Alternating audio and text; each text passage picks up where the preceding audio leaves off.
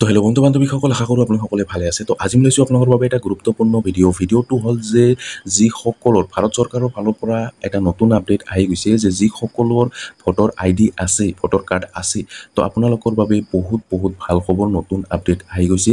আৰু যিসকলৰ ভোটৰ আইডি নাই, তো আপোনালোকৰ বাবেও কিন্তু বহুত ভাল খবৰ। তো আপোনালোকৰ বাবেও নতুন আপডেট আহি গৈছে। তো যিসকলৰ ভোটৰ আইডি আছে সেইসকলৰ কাৰণেও ভাল খবৰ, আৰু যিসকলৰ ভোটৰ আইডি নাই, আপোনালোকে এতিয়ালৈকে বনোৱা নাই, তো আপোনালোকৰ বাবেও বহুত ভাল খবৰ। তো এই ভাল খবৰটোনো কি আৰু কি নতুন আপডেট আহিছে, সকলো ডিটেইলছ আজি এইটো ভিডিঅ'ত মই আপোনালোকক জনাই দিম। তো ভিডিঅ'টো অলপো স্কিপ নকৰাকৈ প্ৰথমৰ পৰা শেষলৈ চাই থাকিব। আৰু যদি মোৰ চেনেল নতুন হৈ আছে তেনেহ'লে প্লিজ চেনেলটো ছাবস্ক্ৰাইব কৰিব আৰু কাষত থকা বেল আইকনটো অন কৰি দিব। আৰু এইটো ভিডিঅ' আপোনাৰ বন্ধু বান্ধৱীসকলৰ ওচৰত হোৱাটছআপত, ফেচবুকত যিমান পাৰে আপোনালোকে শ্বেয়াৰ কৰি দিব, যাতে সকলোৱে এই ভিডিঅ'টো চাই ভোটৰ আইডিৰ নতুন আপডেটৰ বিষয়ে জানিব পাৰে। তেন্তে বলক ভিডিঅ'টো আৰম্ভ কৰোঁ। তো আপোনালোকে হয়তো সকলোৱে জানে, যিসকলৰ অলৰেডি ভোটৰ আইডি আছে, তো সেইসকলে যদি কেতিয়াবা ভোটৰ আইডিখন কাৰেকশ্যন কৰিছে বা কিবা এটা চেঞ্জ কৰিছে, তো চেঞ্জ কৰাৰ পিছত কেতিয়া আহে তাৰ কোনো গেৰেণ্টি নাছিলে। তো আপোনালোকে নিশ্চয় গম পায়। তো যেতিয়া আপোনালোকে কাৰেকশ্যন কৰিছে বা যেতিয়া যিসকলে কাৰেকশ্যন কৰিছে বা কিবা এটা চেঞ্জেছ কৰিছে ভোটৰ আইডিত, তো সেই কাৰ্ডখন বা কেতিয়া আহে তাৰ কোনো গেৰেণ্টি নাছিলে। তো সেইকাৰণে ভাৰত চৰকাৰৰ ফালৰ পৰা এটা নতুন আপডেট আহি গৈছে। এতিয়া ছাপ'জ আপোনালোকে যদি পেন কাৰ্ড বা আধাৰ কাৰ্ড যদি আপোনালোকে কাৰেকশ্যন কৰে বা আপোনালোকে এপ্লাই কৰে, নতুনকৈ এপ্লাই কৰে, তো কেতিয়া আহিব সেইটো কিন্তু এটা টাইম দিব পাৰে যে এমাহৰ ভিতৰত আহিবই এইটো, বা 15 দিনৰ ভিতৰত এই পেন কাৰ্ডখন বা আধাৰ কাৰ্ডখন এইটো আহিবই। এইটোৰ এটা গেৰেণ্টি দিয়া হয়, গেৰেণ্টি দিব পাৰে। কিন্তু ভোটৰ আইডিত কিন্তু কোনেও গেৰেণ্টি দিব নোৱাৰে।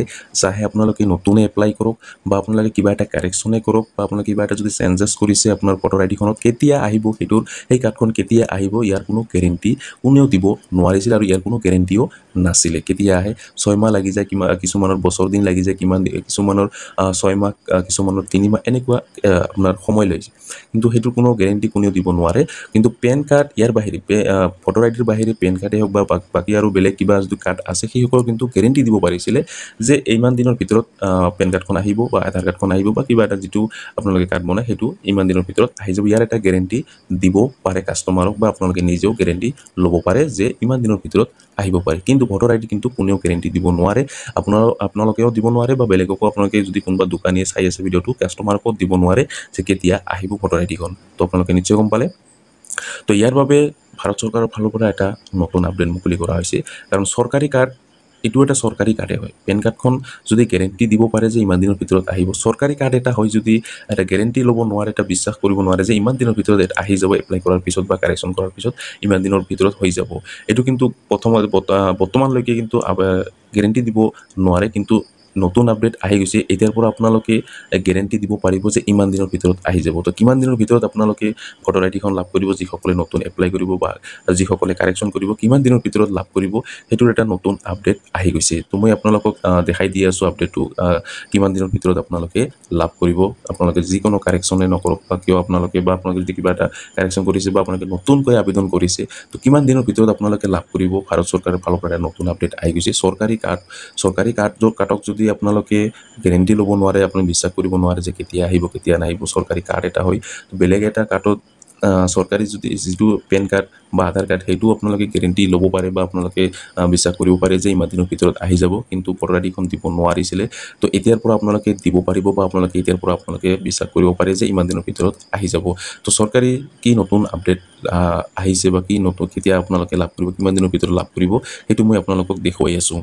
তো চাওক, ইয়াতে আপোনালোকক ইয়াতে কোৱা হৈছে, মই এইটো এটা স্ক্ৰীনশ্বট লৈ লৈছোঁ। চাওক, ইয়াতে কোৱা হৈছে, ভাৰতীয় নিৰ্বাচন আয়োগে বুধবাৰে ঘোষণা কৰে যে নিৰ্বাচনী তালিকাত আপডেট হোৱাৰ 15 দিনৰ ভিতৰত ভোটাৰক প্ৰদান কৰা হ'ব।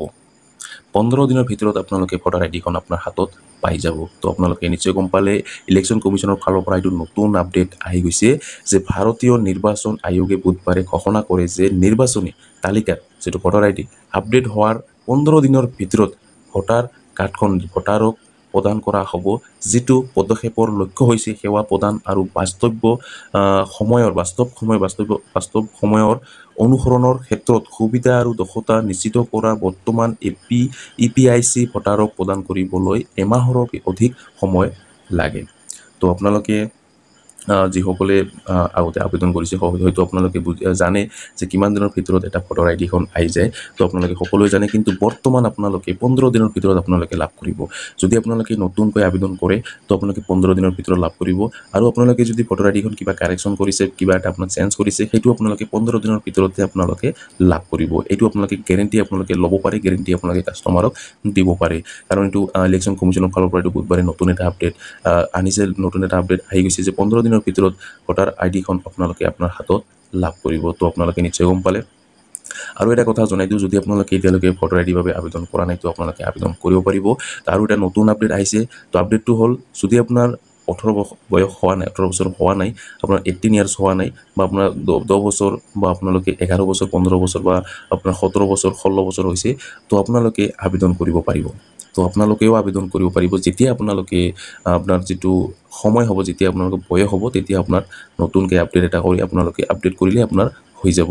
তো আপোনালোকে যেতিয়া আপোনাৰ বয়স হ'ব তেতিয়া আপোনাৰ ভোটাৰ আইডিখন আপুনি লাভ কৰিব। এতিয়া আপোনালোকে আবেদন কৰি থ'ব পাৰে, আপোনাৰ কোনো প্ৰব্লেম নাই। যেতিয়া আপোনাৰ বয়স হ'ব তো অট'মেটিক আপোনাৰ আপডেট হৈ যাব, আপোনাৰ ভোটাৰ আইডিখন লাভ কৰিব 15 দিনৰ ভিতৰত। তো আপোনালোকে নিশ্চয় গম পালে। আৰু আপোনালোকে যদি ভোটাৰ আইডিৰ বাবে আবেদন কৰিব নোৱাৰে, কমেণ্ট কৰি জনাব, মই ভিডিঅ' বনাই মই আপোনালোকক জনাই দিম কেনেকৈ আপোনালোকে আবেদন কৰিব, কেনেকৈ ৰেজিষ্ট্ৰেশ্যন কৰিব, সকলো ডিটেইলছ মই আপোনালোকক জনাই দিম। তো আপোনালোকে নিশ্চয় গম পালে। তো আৰু এটা আপোনালোকে এই ভিডিঅ'ৰ মাজত মই আপোনালোকক এই ভিডিঅ'ৰ মাধ্যমে আৰু এটা মই আপোনালোকক জনাই দি আছোঁ, এটা নতুন এটা স্কিমৰ বিষয়ে মই আপোনালোকক জনাই দি আছোঁ। তো আপোনালোকে চালে আপোনালোকে হয়তো এইটোৰ কিন্তু সকলোৰে কিন্তু প্ৰয়োজন। আপোনালোকে ভিডিঅ'টো চাওক, আপোনালোকে এই বস্তুটোৰ কিন্তু সকলোৰে প্ৰয়োজন। কাৰণ বৰ্তমান সেইটো বন্ধ হৈ গৈছে, অফলাইন বন্ধ হৈ গৈছে, আপোনালোকে অনলাইন বৰ্তমান সেইটো কৰিব লাগে। তো কি সেই বস্তুটো মই আপোনালোকক দেখুৱাই আছোঁ। তো বৰ্তমান সময়ত আপোনালোকে সকলোৱে জানে যে দলিলটো আপোনাৰ বন্ধ হৈ গৈছে। এতিয়া আপোনালোকে অনলাইন আপোনাক আবেদন কৰিব লাগিব, অনলাইন এপ্লাই কৰিব লাগিব। যদি এটা আপোনালোকে এফিডেভিট বনাব বিচাৰে তো আপোনালোকে বৰ্তমান আপোনালোকে অনলাইন আপোনাক বনাব লাগিব। তো দলিলৰ যিকোনো কাম আপোনালোকে এতিয়া অনলাইন বনাব লাগিব, অফলাইন কিন্তু দলিল বন্ধ হৈ গৈছে। তো আপোনালোকে যদি এফিডেভিট বনাব বিচাৰে অনলাইন মাধ্যমেৰে তো আপোনালোকে বনাব পাৰিব। ই ষ্টাম্পিং বুলি কোৱা হয়। তো আপোনালোকে ই ষ্টাম্পিং আপোনালোকে বনাব পাৰিব। তো আপোনালোকে যদি আপোনালোকে দলিল, আপোনালোকে এফিডেভিটৰ প্ৰয়োজন, তো আপোনালোকে বনাব পাৰিব। ইয়াতে আপোনালোকে এই ৱেবছাইটত আহিব লাগিব। আৰু এইটো ৱেবছাইটৰ লিংক মই ভিডিঅ' ডিছক্ৰিপশ্যনত দি থৈ দিম। তো তাতে ক্লিক কৰি দিয়াৰ আপোনাৰ সন্মুখত এনেকুৱাকৈ পেজটো অ'পেন হ'ব। ইয়াতে আপোনাক আবেদন কৰিব লাগিব। যদি আপোনালোকে নতুন হয় তো আপোনালোকে প্ৰথমতে ইয়াতে আপোনাক ৰেজিষ্ট্ৰেশ্যন কৰিব লাগিব। চাগে ইয়াতে আপোনালোকে এটা অপশ্যন আছে ৰেজিষ্টাৰ নাও বুলি, তো আপুনি ইয়াতে ক্লিক কৰিব লাগিব। তো ইয়াতে ক্লিক কৰাৰ পিছত আপোনালোকে চাগে ইয়াতে টাইপ ইউজাৰ টাইপ বুলি এটা দিয়া আছে, ইণ্ডিভিজুৱেলটো আপোনালোকে ছিলেক্ট কৰি লৈ ল'ব। তাৰপিছত ইমেইল আইডি এক্টিভ থকা দিব। তাৰপিছত আপোনালোকে ইউজাৰ আইডি আপোনালোকে এটা বনাব লাগিব, পাছৱৰ্ড বনাব লাগিব, কনফাৰ্ম কৰিব লাগিব। কৰাৰ পিছত আপোনালোকে সিকিউৰিটি কুৱেশ্যন এটা আপোনাক ইয়াতে দিব লাগিব। তাৰপিছত আপোনালোকে কেপচাটো ফিল কৰিব লাগিব। ইয়াতে এটা অপশ্যন দিয়া আছে, বক্স দিয়া আছে, ইয়াতে টিক মাৰ্ক লগাব লাগিব। লগাৰ পিছত আপোনালোকে এনেকুৱাকৈ আহি যাব, আপোনালোকে সকলো একচেপ্ট কৰিব। একচেপ্ট হোৱাৰ পিছত আপোনালোকে তলত আপোনালোকে ছেভত আপোনালোকে ক্লিক কৰিব লাগিব। যেতিয়া আপোনালোকে ছেভত ক্লিক কৰিব তো আপোনাৰ এইটো ছেভ হৈ যাব। ছেভ হোৱাৰ পিছত আপোনালোকে লগ ইন হ'ব লাগিব। তো লগ ইন হোৱাৰ পিছত আপোনালোকে আপোনাৰ যিটো আপোনালোকে বনাব দলিলত, আপোনালোকে যিটো বনাব, আপোনালোকে ছাপ'জ এতিয়া আপোনালোকে এফিডেভিট এটা বনাব, সেইটো আপোনালোকে বনাব পাৰিব। তো আপোনালোকে নিশ্চয় গম পালে। তো আপোনালোকে যদি এফিডেভিট বনাব বিচাৰে বা আপোনালোকে ই ষ্টাম্পিং দলিল আপোনালোকে ল'ব বিচাৰে তো কেনেকৈ এপ্লাই কৰিব লাগে, কেনেকৈ কি কৰিব লাগে, যদি আপোনাক ভিডিঅ' লাগে তো মোক কমেণ্ট কৰি জনাব। মই আপোনালোকক ভিডিঅ' বনাই জনাই দিম কেনেকৈ আপোনালোকে এফিডেভিট বনাব, বা আপোনালোকে যিকোনো আপোনাৰ কামৰ বাবে যদি এটা দলিলৰ প্ৰয়োজন হয় তো আপোনালোকে এতিয়াৰ পৰা আপোনালোকে অনলাইন বনাব পাৰিব, আপোনালোকে ঘৰতে বহি থাকি আপোনাৰ হাতত থকা স্মাৰ্টফোনেৰে। তো আপোনালোকে নিশ্চয় গম পালে। যদি আপোনাৰ প্ৰিণ্টাৰ আছে তো আপোনালোকে প্ৰিণ্ট কৰি ল'ব পাৰিব, বা আপোনালোকে যদি আপোনালোকে প্ৰিণ্ট নাই তো আপোনালোকে অফিচত গৈও আপোনালোকে কিন্তু সেই দলিলখন ল'ব পাৰিব। আৰু আপোনালোকে যদি আপোনালোকে মোবাইলত এপ্লাই কৰে তো আপোনালোকে যিটো PDF ফাইল সেইটো আপোনালোকে ছেভ কৰি ৰাখিব। ছেভ কৰি আপোনালোকে যিকোনো কম্পিউটাৰ দোকানত গৈ আপোনালোকে সেইটো আপোনালোকে প্ৰিণ্ট আউট কৰি ল'ব পাৰিব। তো এইটো আপোনাৰ এটা ভাল সুবিধা। তো আপোনালোকে যদি অনলাইন মাধ্যমেৰে যদি আপোনালোকে ই ষ্টাম্পিং বা আপোনালোকে এফিডেভিট বনাব বিচাৰে তো আপোনালোকে বনাব পাৰিব। তো বৰ্তমান সময়ত কিন্তু আপোনাৰ যিটো অফলাইন যিটো আপোনাৰ দলিল সেইটো কিন্তু বন্ধ হৈ গৈছে। তো এতিয়াৰ পৰা আপোনাক অনলাইন আবেদন কৰিব লাগিব, অনলাইন এপ্লাই কৰিব লাগিব দলিলৰ বাবে। যিকোনো কামৰ বাবে যদি আপোনালোকে দলিলৰ প্ৰয়োজন হৈছে তো আপোনালোকে অনলাইন বনাব লাগিব। তো আপোনালোকে নিশ্চয় গম পালে। তো এই ৱেবছাইটৰ লিংক মই ভিডিঅ' ডিছক্ৰিপশ্যনত দি থৈ দিম। তো তাতে ক্লিক কৰি দিয়াৰ লগে আপোনাৰ সন্মুখত এনেকুৱাকৈ পেজটো অ'পেন হ'ব। তো প্ৰথমতে ৰেজিষ্ট্ৰেশ্যন কৰিব লাগিব, ইয়াৰ পিছতে আপোনালোকে আবেদন কৰিব পাৰিব। যদি আপোনাক ভিডিঅ' লাগে তো কমেণ্ট কৰি জনাব মই ভিডিঅ' বনাই মই আপোনালোকক জনাই দিম তো আজি ভিডিঅ'ত ইমানেই আশা কৰিছোঁ ভিডিঅ'টো ভাল লাগিছে যদি ভিডিঅ'টো ভাল লাগি থাকে তেনেহ'লে লাইক কৰিব আৰু যদি মোৰ চেনেলত নতুন হৈ আছে তেনেহ'লে প্লিজ চেনেলটো ছাবস্ক্ৰাইব কৰিব আৰু কাষত থকা বেল আইকনটো অন কৰি দিব আৰু এইটো ভিডিঅ' আপোনাৰ বন্ধু বান্ধৱীসকলৰ ওচৰত হোৱাটছআপত ফেচবুকত যিমান পাৰে আপোনালোকে শ্বেয়াৰ কৰি দিব যাতে সকলোৱে এই ভিডিঅ'টো চাই ভোটাৰ আইডিৰ নতুন আপডেটৰ বিষয়ে সকলোৱে জানিব পাৰে ধন্যবাদ